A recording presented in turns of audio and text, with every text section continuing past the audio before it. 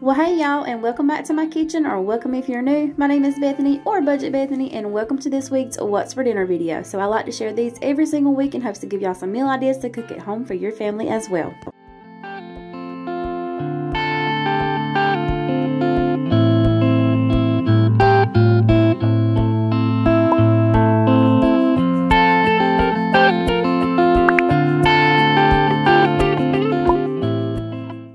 Y'all, so to kick off this week's What's for Dinner, we're going to be making a super easy dinner, and I like to call it a pizza roll. And all you'll need is a crescent dough sheet, some pizza sauce, some mozzarella cheese, and then I got this iceberg salad and all the dressings and some banana peppers and some tomatoes, all that for my little side salad to go with the pizza roll. But of course, that's optional if you don't want salad with yours.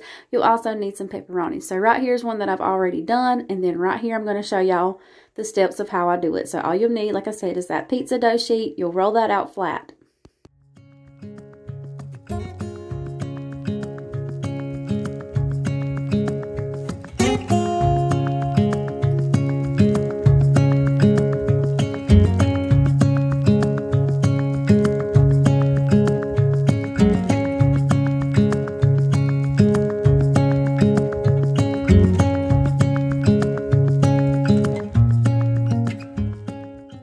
So as I was trying to shape my dough, it tore a little bit, so I was just kind of piecing it back together just to make sure that none of my pizza sauce went through to the bottom.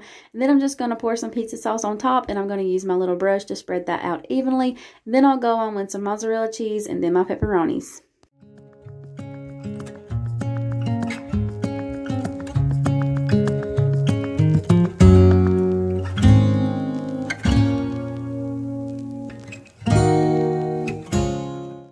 By the way, y'all, you could add whatever kind of toppings into this that you like. You could add bell peppers, you could add olives, you could add sausage, you know, ham, whatever kind of toppings you like on your pizza, you could add to this, and then you just simply roll it up. Nothing hard about this dinner. And of course, yours may look a little bit better than mine because I just rolled that bad boy up and throw it on the baking pan to keep everything simple. So as I was looking at it right here, I was thinking that it needed some kind of like garlic butter on top. So I remembered that I had some garlic butter in the refrigerator that I had found at Walmart. It's the Italian rose kind. You can find it in like the bakery deli section. So I just kind of melted that down and rubbed that on top of there. Then I popped this bad boy in the oven. I guess I also added some basil just to give it a little bit of color. So anyway, I popped it in the oven and I cooked it by the directions on the back of the pizza dough sheet package. Lucky for me, these things are going to be cut into, so it doesn't really matter how ugly they look right now. So don't judge me. But this is how it looked once it was all plated up. I just cut the little pieces in half, and everybody got a few little strips of the pizza roll. And then we had our salad on the side.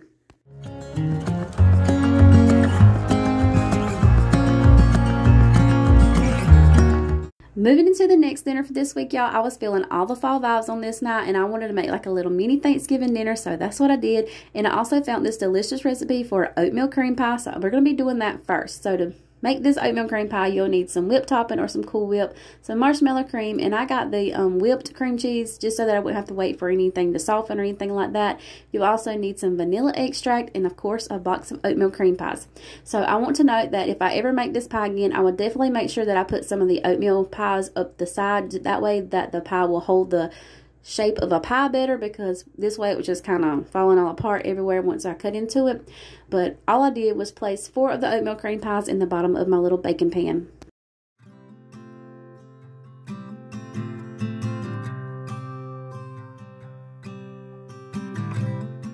And then once I had my oatmeal cream pies all laid out in the bottom of my pan, it was time to mix the mixture together that's going to be poured on top of them. And that's just the whipped topping, the cream cheese, and the marshmallow cream, as well as some vanilla extract. But that's also why I chose to get this whipped cream cheese, so that will be easier to mix up with the spoon, because I was not about getting out my mixer and mixing all this up and having to wash all those dishes too. So I'm just going to be mixing it in a bowl with a spoon. But of course, to each their own. If you like block cream cheese and you like to mix it in your mixer, then go for it, girl. But I'm just doing it the old-fashioned way to keep from messing up a whole bunch of dishes. So I'm just pouring everything in this bowl, and then I'm going to mix it up really well, and then I'm going to pour that over on top of the oatmeal cream pies.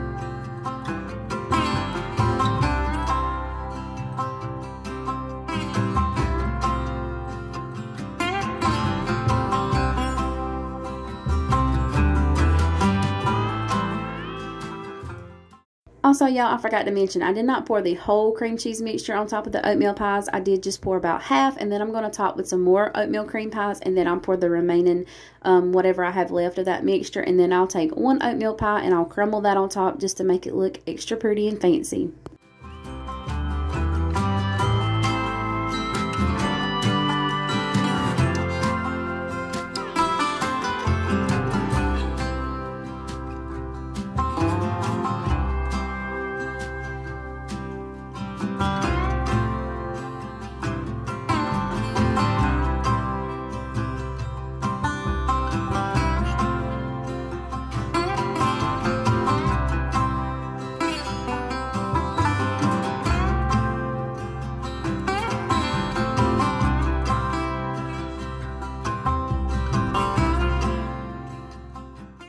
And then here it was once it was all made up. I'm just going to pop this in the refrigerator and let it chill in there until I get dinner made. But like I said earlier, I would definitely make sure I put some of the oatmeal cream pies up the side. That would just help keep the shape of a pie instead of just kind of cutting sections out. Because as you can tell right now, you can't really tell that it's even a pie.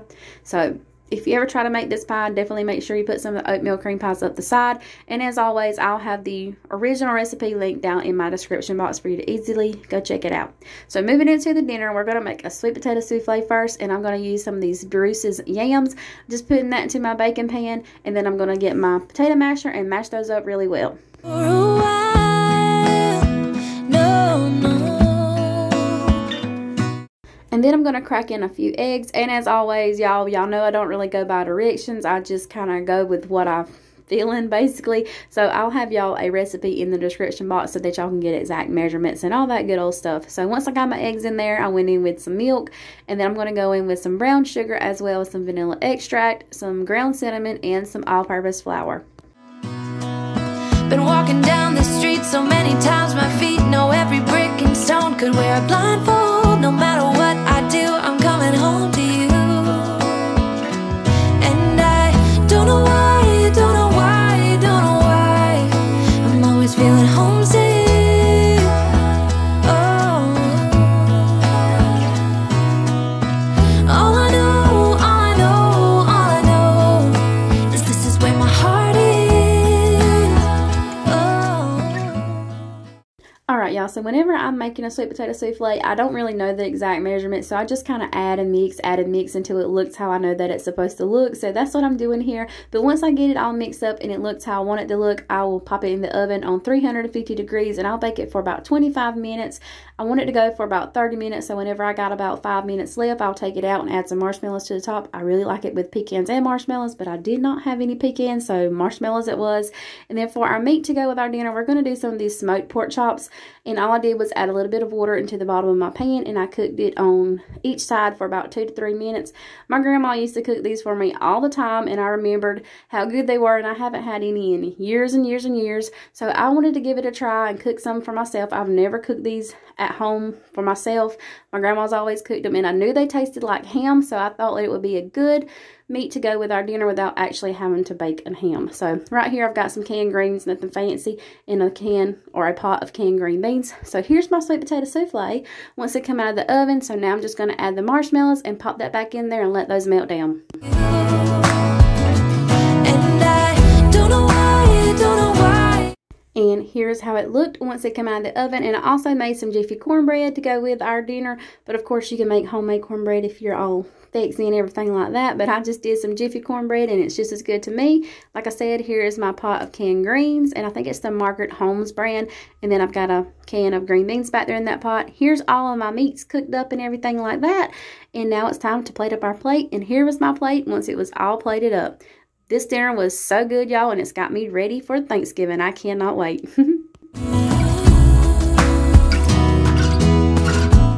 So moving into the next dinner for this week, y'all, it's an OG dinner that I've shared over here on my channel many times before. But in case you're new here, I wanted to go over it really quick. So all you got to do is brown up a pound of ground beef. Once that's brown, you'll drain the grease off, add in 2 cans cream of mushroom, top that with some sliced cheddar cheese, and then throw on some tater tots. You can also sprinkle on some seasoning on there if you like that. If not, then don't add it. Pop that in a 350 degree preheated oven and bake for about 20-25 minutes, and this is what you will have.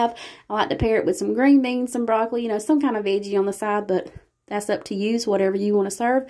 But y'all, that's it for this week's What's for Dinner. I hope that you all enjoyed it. If you did, please don't forget to leave me a thumbs up and subscribe if you're not already. Thank you all so much for being here today. I love each and every one of y'all, and I'll catch you all in the next one. Bye, y'all.